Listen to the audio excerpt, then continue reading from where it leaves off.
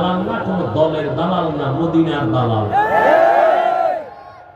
আমগো যারা দালাল পায় ওরা ভিন্ন দিকের দালাল। ওরা যে দিকের দালাল হোক না হোক, আমি যতটুকু জানি ওরা মদিনার দালাল না, ওরাই আমগো দালাল করে। আল্লাহ হেদায়েত দান করুন।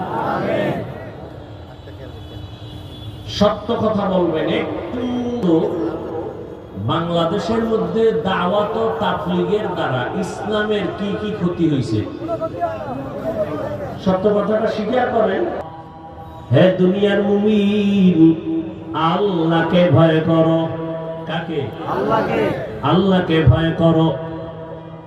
ওয়াকুলু কাওলান সাদীদা, জবানটাকে হেফাজত করো, কন্ট্রোল করে নাও। আল্লাহ এখানে চোখ হেফাজত করো বলেন নাই, কান হেফাজত করো বলেন নাই, চোখ হেফাজত করো বলেন নাই। আল্লাহ বলেন জবানের হেফাজত কর। জবানের কথা বললেন কেন?